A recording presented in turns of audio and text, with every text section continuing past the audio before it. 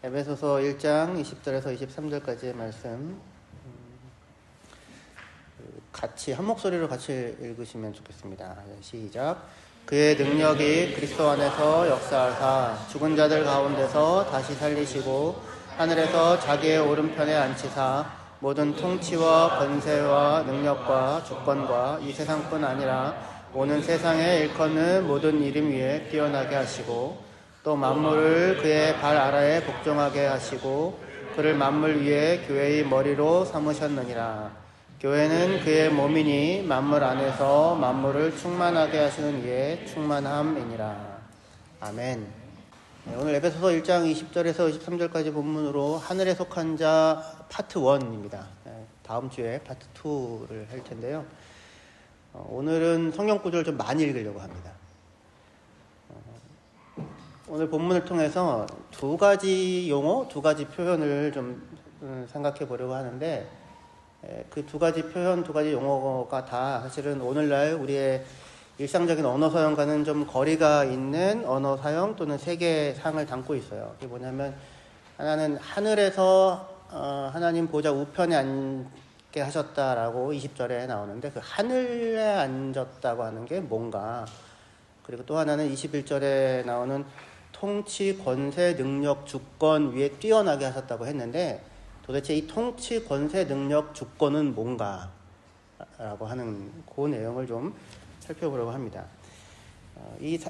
하늘은 다 알잖아요. 근데 왜 이걸 우리가 모르나, 우리랑 좀 다른 이해를 담고 있나 이렇게 생각할 수 있을지 모르겠지만 단어를 안다고, 사전적 정의를 안다고 그 말이 뭘 의미하는지를 안다는 거는 꼭 아니에요. 그리고 특별히 이렇게 2000년 전의 글이거든요. 여러분들 2000년 전의 글은 해독이 필요하지 않습니까? 그런데 성경은 또 성경이어서 우리가 또 읽으면 다 이해가 되는구나 이렇게 생각할 수도 있는데, 사실은 오늘 우리가 사용하는 것과는 조금 다른 세계 이해 또는 언어 사용이 좀 있어요. 그래서 그게 무엇인지를 좀 오늘 좀 생각해 보고 다음 주에 이어서 하늘에 속한 자라고 하는 부분을 좀 더 이어가려고 합니다. 우리가 누군가의 말을 이해한다고 할 때에 하늘이라는 단어에 대한 사전적 정의가 있잖아요. 그걸 안다고 해서 그 말로 이루어진 문장을 이해한다고 할 수 있지는 않아요. 왜냐하면 그 단어가 의미 있게 소통되어지는 세계가 있는데 그 세계에 대한 이해가 공통되어져야 그 내용을 잘 이해할 수 있거든요. 그래서 오늘날 우리가 생각하는 그냥 알고 있는 대로 그냥 성경을 읽으면 성경에 대한 나름의 이해를 가질 수는 있어요. 하지만 본문이 정말 하려고 하는 이해를 얻지 못할 수도 있다, 그런 생각을 가지셔야 합니다. 그래서 성경을 읽을 때 반드시 생각해야 되는 게 그냥 단어나 문장이 아니고요, 그 내용들이 사용되어지는 시대, 세계에 대한 이해가 있어야 해요. 그러니까 그 카이저슬라우턴에 제가 걸어서 갔다 왔습니다. 어제 비가 왔습니다. 근데 걸어갔다 왔습니다. 그럼 무슨 생각이 드세요? 목사님이 뭔가 굉장히 기도할 내용이 있나 보다, 이런, 미쳤나? 이런 생각이 들 수도 있잖아요. 근데 그런 생각이 드는 이유는 램스타인과 카이저슬라우턴의 거리가 얼마인지를 아니까 드는 거죠. 그죠? 그러니까 그냥 램스타인에서 카이저슬라우턴을 비가 오는데 걸어왔다라고 하는 그 말 단어를 안다고 해서 문장을 이해하는 건 아닌 거예요. 그러니까 성경도 마찬가지예요. 그래서 성경의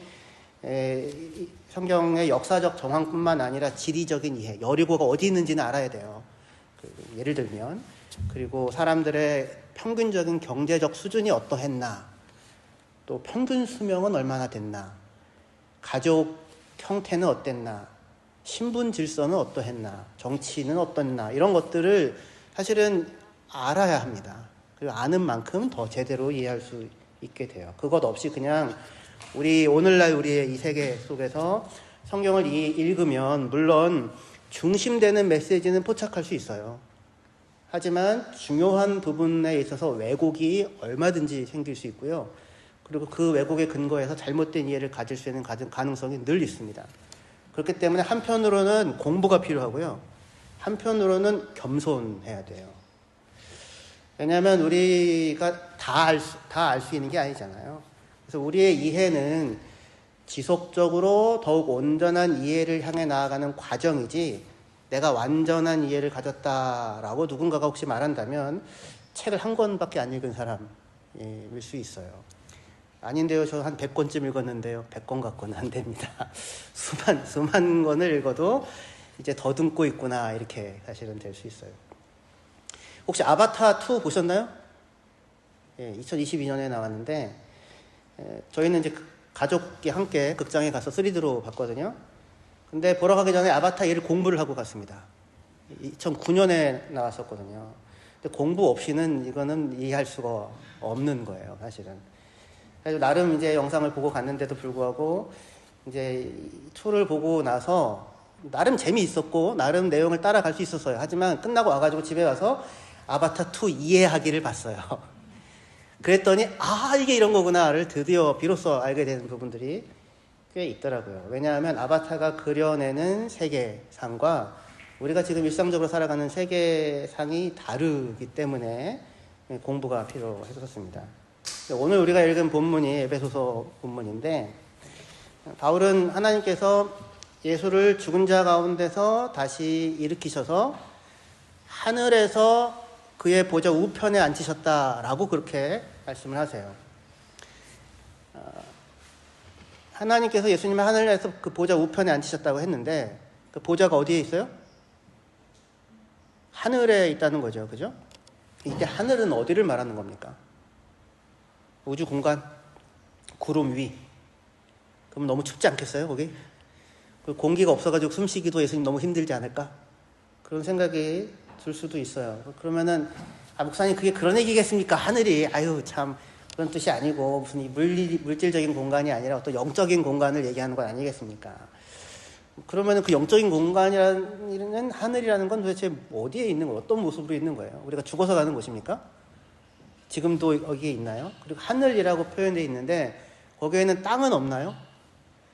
땅은 없으면 공중에 둥둥 떠 있어요? 이런 형태의 물음들 우리가 계속 묻게 되는 거는 뭐냐면, 성경이 얘기하는 하늘에 앉으셨다라고 하는 그 표현이 담고 있는 세계에 대한 이해와 오늘날 우리가 생각하는 하늘, 공간 뭐 이런 것을 그냥 뒤섞어 넣어서 넣기 때문에 끊임없이 질문을 해도 사실은 속 시원한 대답을 얻을 수 없게 되는 겁니다. 그래서 이런 유명한 말이 있어요. 제가 요 다음에 써놨는데요. The Bible was written for us, but not to us.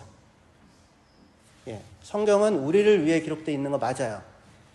오고 오는 모든 사람들을 위해서 쓰여졌습니다. 하지만 처음부터 우리에게 쓴 거예요, 바울이? 에베소서는 누구에게 썼습니까? 에베소에 있는 당시에 성도들에게 쓴 거죠. 그죠? 그때 사람들이 알아들을 수 있는 말입니다. 한국어로 안 썼고요. 독일어, 영어로 안 썼고요. 헬라어로, 당시에 코인의 헬라어라고 하는 헬라어로 썼었어요. 그러니까 당시에 사람들이 알아들을 수 있는 언어로 썼습니다. 이 사실을 꼭 기억하셔야 해요.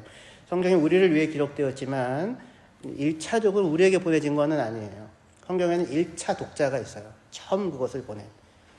그리고 그 1차 독자는 에베소서의 경우에는 바울 당시에 에베소와 그 주위에 살고 있었던 그리스도인들, 그들이 듣고 그들이 알아들을 수 있는 언어로 기록한 거예요. 그리고 그때 그들이 사용하는 말과 그들이 생각하는 하늘 하면 떠오르는 이미지가 오늘날 우리가 생각하면서 떠오르는 이미지랑은 동일하지 않은 것입니다. 그들도 사람이고 우리도 사람이고 사람 사는 곳은 어디나 다 똑같지요. 그 말도 물론 일리가 있어요. 분명히. 하지만 어떻게 여러분, 미국과 한국이 똑같나요? 미국과 독일이 똑같은가요? 그렇지는 않죠. 그죠? 문화와 사고방식이 분명히 동일하지 않습니다. 서론이 꽤 길었는데요. 그러니까 우리가 2000년 전에 우리를 위해서 기록된 성경을 읽고 있다는 사실, 그 사실을 잊지 않고 우리가 성경을 접해야 하는 것입니다. 오늘 설교 제목이 하늘에 속한 자라고 이렇게 했는데, 하늘에서 하나님 보좌 우편에 앉히셨다라고 하는 그 말이 뭔가를 우리가 지금 살펴보려고 해요. 하늘에서 하나님 보좌 우편에 예수님을 앉히셨다라고 하면 여러분들에게 어떤 이미지, 어떤 그림이 그려져요? 이사야 6장에 보시면 그 하늘에 보좌가 있고 이렇게 옷이 막 이렇게 흘러 넘치는 분이 거기에 앉아 계시고 그 앞에 6개의 날개를 가진 스라비 이렇게 있어요. 그러면 그 옆에 보좌가, 오른쪽에 보좌가 있고 거기 예수님이 앉아 있는 그런 그림이 혹시 그려지십니까? 아무 생각이 없어요? 근데 하늘이니까 이 보좌는 떠 있는 건가요? 그리고 거기 앉아 있다고 하면은 내내 앉아만 계실까요? 본문을 이제 봅시다. 본문을. 에베소서 1장 20절부터요.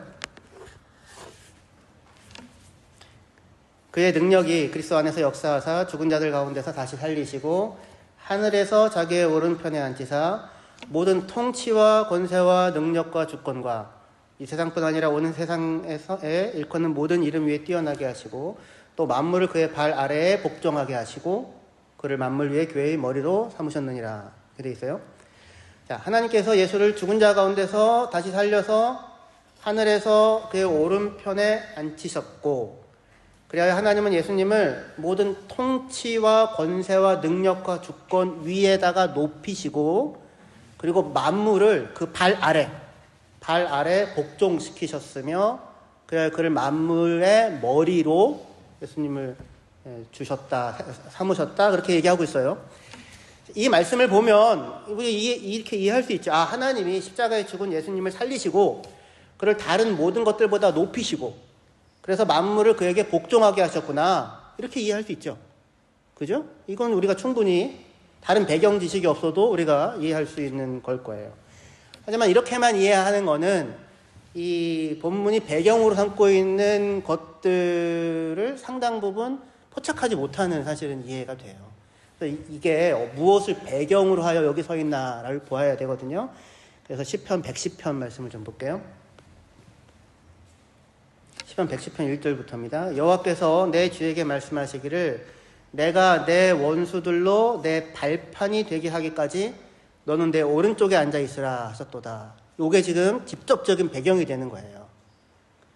예수님께서 오른쪽에 앉아 계시다라고 하는 게 내가 내 원수들로 내 발 아래, 그죠? 발판이 되게 하기까지 너는 내 오른쪽에 앉아 있으라 하셨도다. 2절이요. 여호와께서 시온에서부터 주의 권능의 귀를 내 보내시리니 주는 원수들 중에서 다스리소서. 주의 권능의 날에 주의 백성이 거룩한 옷을 입고 즐거이 헌신하니 새벽 이틀 같은 주의 청년들이 주께 나오는도다. 여호와는 맹세하고 변하지 아니하시리라. 이르시기를 너는 멜기세덱의 서열을 따라 영원한 제사장이라 하셨도다. 주의 오른쪽에 계신 주께서 그의 노하시는 날에 왕들을 쳐서 깨트리실 것이라. 문 나라를 심판하여 시체로 가득하게 하시고 여러 나라의 머리를 쳐서 깨트리시며 길가의 시냇물을 마심으로 그 머리를 드시리로다. 이렇게 되어져 있습니다. 이 시편 110편 말씀을 자세히 보려고 하는 게 아니고요. 다만 에베소서 1장 우리가 읽은 그 말씀이 뭘 배경으로 지금 이야기를 하고 있나 그 한 포인트만 살펴보려고 하는 거예요.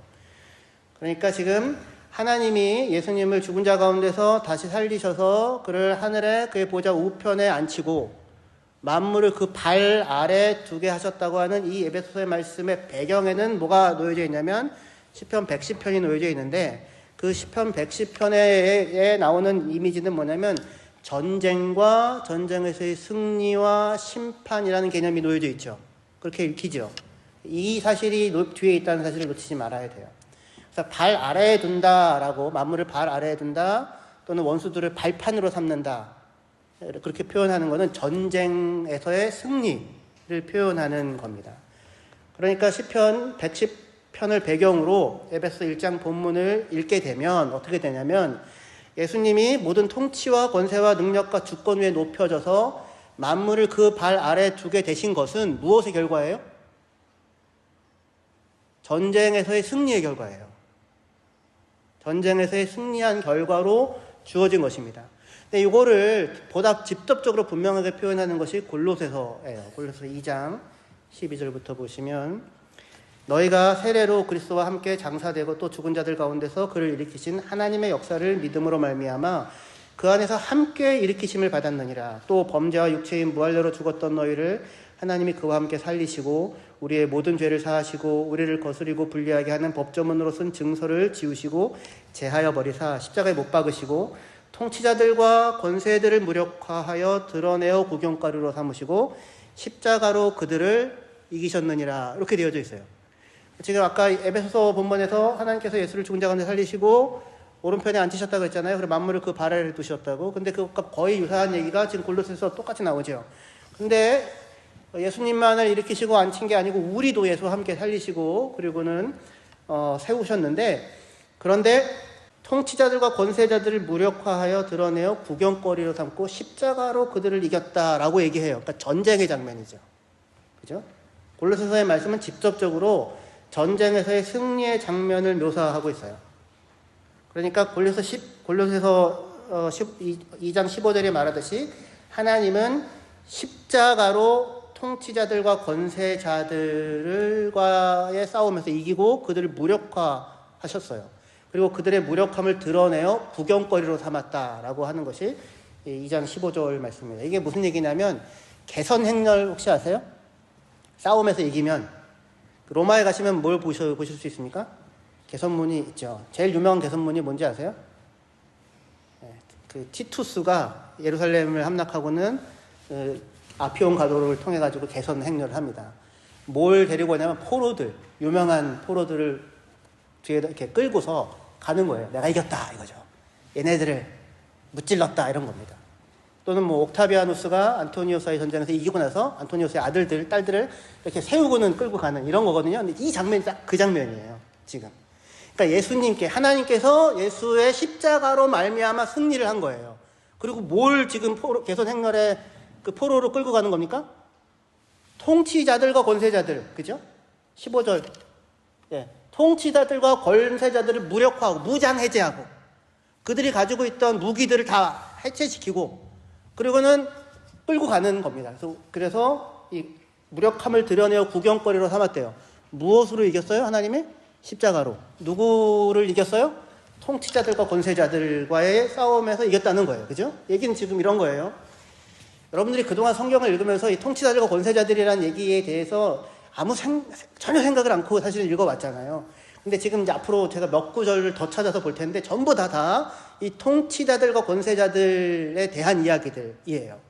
근데 그것을 지금 여기서 지금 말하는 것은 하나님께서 십자가로 말미암아 이기고 그들 개선 행렬에 그들을 데리고 오셨다, 끌고 왔다 이렇게 얘기를 하고 있습니다. 그러면 예수님이 싸워서 승리한 통치자들과 권세자들이라는 건 뭘 말하는 걸까요? 어떤 존재를 일컫는 것일까요? 보통 통치자들, 권세자들 하면은 누구를 가리키는 말이에요? 왕이나 군주를 가리키잖아요. 그러면 예수님이 십자가로 왕과 군주와 무슨 본디오 빌라도와 싸워 이긴 겁니까? 그런 얘기는 아닐 것 같죠. 그죠? 그럼 도대체 이 예수님이 싸워 이겼다고 하는 통치자들이라는 건 누군가? 영어로는 에베소서 1장 21절에는 통치와 권세와 능력과 주권이라는 네 용어가 나와요. 통치, 권세, 능력, 주권. 이게 같이 붙어 다녀요. 네 개가 다 같이 나오거나 세 개만 있거나 두 개만 있거나. 근데 두 개만 있으면 대부분 제일 앞에 있는 통치자와 권세자, ruler and authority 이렇게 두 가지 표현을 하는 겁니다. 근데 이 표현이 도대체 이건 뭔가? 예수님이 하나님이 십자가로 승리했다는 통치자와 권세자들이란 뭔가라고 할 때 이 표현이 바로 이어지는 에베소서 우리 본문에서 2장 1절에서 7절에도 나오게 됩니다. 앞에 볼게요. 그는 허물과 죄로 죽었던 너희를 살리셨도다. 그때 너희는 그 가운데서 행하여 이 세상의 풍조를 따르고 공중의 권세 잡은 자를 따랐으니, 여기 영어로 뭐라고 돼 있어요? according to, 공중의 권세 잡은 자들을 따랐으니 할 때 according to the ruler of the authority of the air 이렇게 돼 있죠? 그러니까 공중의 권세를 잡은 자라고 하는 것에 또 무슨 말이 들어가냐면 이렇게 공중의 권세의 통치자 이렇게 돼요. 그죠? 그러니까 아까 우리가 계속 얘기한 예수님 십자가로 승리했다고 얘기하는 권세와 통치자라는 말이 계속 나오는 거예요. 이전에 우리는 지금 우리들에 대한 얘기, 그리스도인이 되기 이전의 사람들에 대한 얘기예요. 전에 우리는 다시 볼게요. 에베소 2장 1절부터 그는 허물과 죄로 죽었던 너희를 살리셨도다. 그때 너희는 그 가운데 행하여 이 세상의 풍조를 따르고 공중의 권세 잡은 자를 따랐으니 곧 지금의 불순종의 아들들 가운데서 역사하는 영이라. 전에는 우리도 다 그 가운데서 우리의 육체의 욕심을 따라 지내며 육체와 마음에 원하는 것을 하여 다른 이들과 같이 본질상 진노의 자녀이었더니 긍휼이 풍성하신 하나님이 우리를 사랑하신 그 큰 사랑을 인하여 허물로 죽은 우리를 그리스도와 함께 살리셨고 너희는 은혜로 구원을 받은 것이라. 또 함께 일으키사 그리스도 예수 안에서 함께 하늘에 앉히시니 이는 그리스도 예수 안에서 우리에게 자비하심으로써 그 은혜의 지극히 풍성함을 오는 여러 세대에 나타내려 하심이라. 이렇게 말씀하고 있어요. 하나님께서 허물과 죄로 죽었던 우리를 그리스도와 함께 살리셨어요. 그런데 예수 믿기 전에 우리는 2절이 말하듯이 허물과 죄 가운데서 살면서 이 세상의 풍조, 이 시대의 풍조를 따라 살고 공중의 권세 잡은 자를 따라 살았다고 그렇게 얘기합니다. 공중의 권세 잡은 자라고 우리 성경이 번역하는 부분을 아까 본 것처럼 그 LEB라는 영어 성경은 공중의 권세의 통치자라고 하는 말로 그렇게 번역을 하고 있어요. 다시 말해서 우리가 전에 예수를 믿기 전에 하나님의 백성이 되어지기 전에 죄와 사망 가운데서 살면서 불순종의 아들들 가운데 역사하는 영인 공중의 권세의 통치자들을 따라 살았었는데 지금은 하나님께서 우리를 그 아들 예수와 함께 죽은 자 가운데서 살리시고 함께 일으키셔서 그와 함께 하늘에 앉히셨다라고 말씀을 하고 있어요. 그러면 도대체 이 공중의 권세 잡은 공중은 뭐예요? 하늘에 앉혔다는 말은 뭐예요? 이게 지금 우리들의 세계관 속에는 없는 거예요. 21세기를 사는 우리들에게 있어서는 눈에 보이는 것만 존재하죠. 보이지 않는 것은 없는 거죠. 우리는 물론 그리스도인들은 보이지 아니하는 세계에 대한 이해를 갖고 있지만 일상적인 것이었어요. 그런데 당시의 사람들은 눈에 보이는 것만 존재한다고 생각하지 않았어요. 눈에 보이는 것 너머의 세계가 있다고 생각을 한 거예요. 그리고 그 눈에 보이는 권세와 통치와 그 통치자들, 세상 권력들이 있잖아요. 그럼 그게 다가 아니라 그 너머에 뭐가 있냐면 하늘에 또는 공중에 그것들의 궁극적인 영향력을 행사하는 어떤 권세, 통치, 힘, 주권이 있다고 생각을 했던 겁니다. 그래서 당시에 잘 알려져 있는 에녹서라든가 여러 그 문헌들에 보면 하늘이 7층천으로 묘사가 돼요. 하늘이 몇 개 있다고요? 여러분들은 어떻게 7층천에 대한 이해가 있어요? 7층 산은 혹시 들어봤는지 모르겠는데. 그래서 하나님은 그 이해에 따라, 예를 들어서 에녹 이서의 이해에 따르면 하나님은 7째 하늘에 계세요. 첫째 하늘에는 뭐가 있을까요? 둘째 하늘에는 죄 짓고 잘못한 사람들 고문받는 장소가 있다고 생각을 해요. 에녹 이서에는. 셋째 하늘에는 낙원이 있고요. 다섯째 하늘에는 하나님을 배반한 천사들이 거기 있다고 생각을 했었어요. 여섯째 하늘에는 하나님의 창조의 명령을 수행하는 천사들이 있다고 생각을 했었고, 그게 당시에 일상적인 세계 이해예요. 그러니까 하늘에 뭐가 있는 거예요? 주권과 권세와 힘들이 있는 거예요. 우리가 이 에베소서 성경을 딱 읽으면 이게 그런 개념을 갖고 있다는 생각을 전혀 사실은 할 수 없을 거예요. 그런데 본래는 이제 이때 당시의 사람들은 그렇게 생각을 할 수 있었다는 것입니다. 그러면 도대체 여기 공중의 권세의 통치자들이라고 하는 건 뭘 얘기하는 것인가? 조금만 더 읽어볼게요. 에베소서 3장 8절에서 10절이요. 모든 성도 중에 지극히 작은 자보다 더 작은 나에게 이 은혜를 주신 것은 측량할 수 없는 그리스도의 풍성함을 이방인에게 전하게 하시고 영원부터 만물을 창조하신 하나님 속에 감추었던 비밀의 경륜이 어떠한 것을 드러내게 하려 하심이라. 이는 이제 교회로 말미암아 하늘에 있는 통치자들과 권세들에게 하나님의 각종 지혜를 알게 하려 하심이니. 여기도 또 나오죠. 성경에 이런 게 이렇게 많이 있었나? 라고 아마 느낄 만큼이에요. 교회로 말미암아 하나님이 뭘 알게 하세요? 하나님의 놀라운 지혜를 알게 하세요. 누구에게? 하늘에 있는 통치자들과 권세자들에게. 도대체 이 하늘에 있는 통치자들과 권세자들은 뭐고, 하나님이 교회로 말미암아 그들에게 하나님의 각종 측량할 수 없는 놀라운 지혜를 여러 겹으로 겹겹이 쌓여 있어서 한 겹 열어도 끝이 안 나고 두 겹 열어도 끝이 안 나고 아무리 열어도 끝을 헤아릴 수 없는 이 하나님의 놀라운 지혜, 그런 의미예요. 그런 지혜를 교회로 말미암아 하늘에 있는 통치와 권세들에게 알게 하려 하신다. 그게 복음에 그게 나타났다고 얘기하거든요. 이게 도대체 이게 뭔가. 고린도전서 2장 6절 8절이요. 여기는 같이 읽어봅시다. 시작. 그러나 우리가 온전한 자들 중에서 지혜를 말하노니 이는 이 세상의 지혜가 아니요 또 이 세상에서 없어질 통치자들의 지혜도 아니요 오직 은밀한 가운데 있는 하나님의 지혜를 말하는 것으로서 곧 감추었던 것인데 하나님이 우리의 영광을 위하여 만세 전에 미리 정하신 것이라. 이 지혜는 이 세대의 통치자들이 한 사람도 알지 못하였나니 만일 알았더라면 영광의 주를 십자가에 못 박지 아니하였으리라. 그 얘기예요. 여기도 이 세대의 통치자가 나와요. 또 그죠?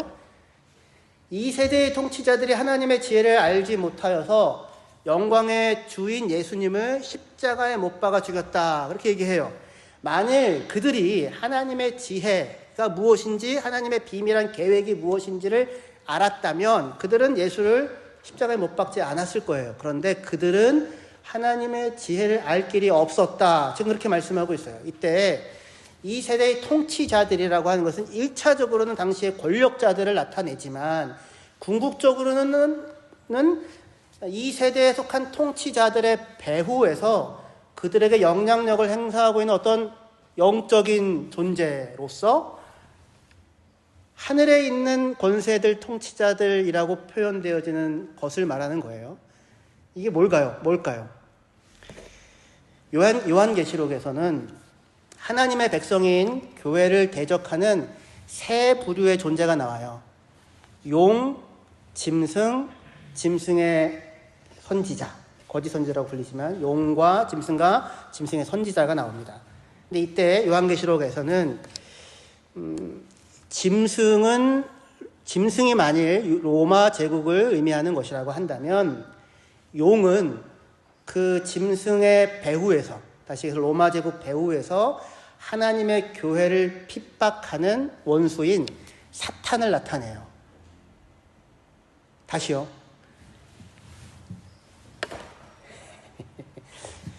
이게 녹화가 되니까 나중에 목사님 저는 그때 다시 돌려서 보려합니다. 이런 거 하지 마시고요. 아무리 좋은 강연도 다시 돌려보지 않습니다. 아무리 좋은 말씀도 두 번, 세 번 보지 않아요. 지금 여기부터는 이해하시면 됩니다. 앞에까지는 지금 제가 배경을 했으니까. 다시요. 요한계시록에 세 부류가 나옵니다. 용과 짐승과 짐승의 선지자가 나오는데 이 셋은 합작해서 뭘 하냐면 하나님의 백성인 교회를 대적해요. 핍박하고. 근데 실질적으로 그 짐승이라고 하는 존재는 로마 제국을 상징하는 표현이에요. 근데 그 로마 제국 배후에는 뭐가 있어요? 용이 있어요. 근데 그 용은 사실 사탄을 상징하는 겁니다. 그러니까 요한계시록에서 이렇게 돼요. 요한계시록의 메시지는 뭐냐면 사탄이 짐승으로 표현되는 로마를 통해 아무리 교회를 핍박해도 그리스도와 그 나라는 결국 궁극적인 승리를 거두고야 만다라고 하는 게 요한계시록이 보여주는 단순하고 분명한 메시지예요. 다시요. 용으로 상징되는 사탄이 짐승으로 상징되는 로마 제국을 통하여 아무리 하나님의 백성인 교회를 핍박하고 박해해도 궁극적으로 예수 그리스도의 나라가 승리한다라고 하는 것이 성경이 요한계시록에 보여주는 메시지예요. 그런데 그것과 동일한 일이 벌어진 게 예수 그리스도의 십자가예요. 동일한 일이 벌어진 게. 세상은 하나님의 아들로서 예수가 메시아로 이 땅에 왔다는 걸 악한 영들이 알아요, 몰라요? 알지요. 알아보고는 막 당신 하나님의 아들입니다 막 이렇게 하잖아요. 그죠? 알아봅니다. 그런데 뭘 모르냐면 예수가 어떻게 세상을 이기는 승리가 될 수 있을지를 알지를 못했어요. 그래서 예수를 십자가에 못 박아 죽여버렸던 겁니다. 그런데 그게 하나님의 일을 방해하는, 우리가 승리하고 이길 수 있는 길이라고 생각을 했던 거죠. 하지만 하나님은 오히려 바로 이것을 통하여서 죄와 사망의 세력을 이기고 부활하시잖아요. 그리고 새로운 언약을 체결하여서 십자가를 통해 새 언약 백성인 하나님의 백성, 교회를 출현시키게 됩니다. 이 세상에 통치자들과 지배자들이 할 수 있는 것은 다만 힘으로 사람을 억누르고 죽이고 억압하는 것일 뿐이라면, 만물의 궁극적인 통치자인 예수님은 자기 백성을 구원하기 위하여 자기 자신을 죽음에 넘겨주어 죽음에 사로잡혀 있는 자들을 건져내요. 그죠? 자신이 속죄제물이 되어 죄에 사로잡힌 자들을 씻으시고 건져내셔서 그들을 용서하시고, 그리하여 죄인조차도, 소망이 없는 자조차도, 죄와 사망으로 죽은 자조차도 생명을 얻을 수 있는 형태의 통치를 이루어 가세요. 그죠?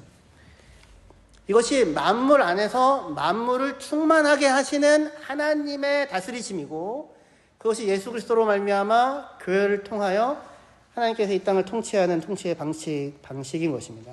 그래서 고린도전서 15장 21절부터 보시면, 사망이 한 사람으로 말미암았으니 죽은 자의 부활도 한 사람으로 말미암는도다. 아담 안에서 모든 사람이 죽은 것 같이 그리스도 안에서 모든 사람이 삶을 얻으리라. 그러나 각각 자기 차례대로 되리니 먼저는 첫 열매인 그리스도요, 다음에는 그가 강림하실 때에 그리스도에게 속한 자요, 그 후에는 마지막이니 그가 모든 통치와 모든 권세와 모든 능력을 멸하시고 나라를 아버지 하나님께 바칠 때라. 그가 모든 원수를 그 발 아래에 둘 때까지 반드시 왕노로 타시리니 맨 나중에 멸망받을 원수는 사망이니라. 똑같은 세계관, 똑같은 세계에 대한 이해를 가지고 계속 반복해서 이 이야기를 하는 거예요. 부활은 승리의 서곡이에요. 지금 이 고린도전서 15장은 마지막에 하나님께서 역사를 완성하실 이때에 죽은 자의 부활에 대한 이야기를 하는 거거든요. 궁극적으로 그렇게 하실 것이라는 얘기예요. 근데 부활은 승리의 서곡입니다. 그리고 서곡에는 이미 항상 결론이 들어가 있어요. 주여. 교향곡에 소나타 형식이라고 하는 게 있습니다. 그래서 따다다단 따다다단 따다다단 따다다단 딴딴 따다다단, 이거 뭔지 아시죠? 이게 서곡의, 그러니까 제시부예요. 주제를 던집니다. 운명 따다다단. 그러나서 중간에 내내 이걸 변주하죠. 다양하게 뭔가 위험이 닥치고 여러 속에서 막 무수한 변주들이 일어납니다. 그리고 마지막에 그걸 다 모아가지고 다시 연주하죠. 그렇죠? 제시부, 재헌부, 전개부, 그 다음에 마지막에 재헌부, 이렇게 하게 돼요. 지금 예수께서 에베소서 1장에 하나님께서 그를 죽은 자 가운데 살리시고 일으키셔서 하늘 보좌에 앉히셨다고 되어 있죠. 그게 예수님의 부활이에요. 그런데 지금 이 고린도서 15장에는 이게 마지막 날 일어날 일로 또 묘사되고 있어요. 그러니까 통치가 시작되고 불갑을 왕노로 탈 거예요. 언제까지? 하늘에 있는 모든 이런 이 세대의 통치와 권세와 이런 것들을 멸하기까지 통치할 것이고, 나중에는 결국 완전히 멸할 거예요. 그리고 마지막에 멸망받을 원수는 뭐예요? 사망이라고 얘기해요. 그러니까 지금 이 서원부 안에 사실은 따다다단 안에 운명 전체가 다 들어가 있지요. 그죠? 그걸 전개하는 거라고요. 그러니까 예수의 부활 안에 하나님께서 죽은 자를 살리시고 보좌 우편에 앉히셨다라고 하는 것 안에 이미 앞으로 하나님이 풀어낼 모든 역사의 이야기가 거기 다 들어가 있는 겁니다. 그러니까 그렇게 지금 세워놓는 거예요. 그리고 그 세워놓은 예수, 하나님께서 죽은 자 가운데 살리셔서 보좌 우편에 앉히셨다라고 하는 것을 전개해 나가는 것이 우리의 역사예요. 오늘 우리가 살아가는 삶입니다. 그리고 마지막 날에 그것을 다시 되찾아 이 처음에 보였던 대로 마지막에 완전히 이루실, 마지막에 멸망받을 원수는 사망이다. 죄와 사망의 온전한 멸망의 자리를 확인하는 것으로 역사는 종결 지어질 거예요. 그죠? 성경을 이해하기 위해서는 이렇게 교향곡도 알아야 되고. 자, 예수님은 그의 다스림을 통하여 모든 통치와 권세와 능력을 멸하고 나라를 아버지 하나님께 마지막 날에 이제 바칠 거예요. 그리고 그의 통치는, 이미 승리한 그 통치는 지금도 교회 안에서 교회를 통하여 세상에 작용하고 있습니다. 근데 그가 무엇을 통하여 승리를 해요? 무엇을 통하여 다스립니까? 무엇을 통하여 권세와 통치자들의 무장을 해제시켜요? 십자가를 통하여, 그죠? 십자가로 승리하였다예요. 어떻게 십자가로 승리할 수 있어요? 죽었는데. 잡혀가지고 죽었잖아요. 근데 그게 하나님의 지혜라고요. 십자가를 통하여 승리하는, 십자가를 통하여 이기는 길이에요. 세상은 힘으로 억누르고 죽이고 멸하는 것밖에 할 수 없는데, 하나님의 통치는 힘으로 억누르고 죽이고 멸하는 길이 아니라 종이 되어서 섬기고 죄인을 위하여 오히려 본인이 죽음의 자리에 서셔서 그 또한 생명을 얻게 하는, 그리하여 만물 안에서 만물을 충만케 하시는 하나님의 열고 또 열어도 끝을 알 수 없는 하나님의 지혜와 그 능력, 그것을 통해 하나님은 세상을 통치하시고 세상을 회복하실 것입니다. 예수께서 하늘에서 하나님 보좌 우편에 앉아 통치하듯이 교회도 지금 함께 일으켜져서 함께 앉아서 통치하고 있어요. 그러니까 교회도 지금 어디에 있냐면 하늘에 있는 거예요. 하늘의 원리를 따라 통치하는 거예요. 땅의 원리가 아니라, 이 세상의 원리가 아니라. 그래서 그 하늘의 원리를 따라 통치한다고 하는 것이 무엇인지는 제가 다음 주에 말씀을 드릴 거예요. 그래서 하늘에 속한 자 2예요. 근데 이 사실을 꼭 기억하세요. 십자가로 승리하고 십자가로 통치한다. 그 무력함의 그 자리가 이기는 길이에요. 이겨서 이기는 게 아니라. 성경의 원리는 죽고서 다시 살고요. 잃고서 다시 찾고요. 버리고 다시 얻어요. 빼앗기지 않겠다고 아니고요. 그것이 필요한 자들에게 내어주는 거예요. 그러면 그 빈손을 누가 채워줘요? 하나님이 채우실 것입니다. 하나님. 기도하시겠습니다.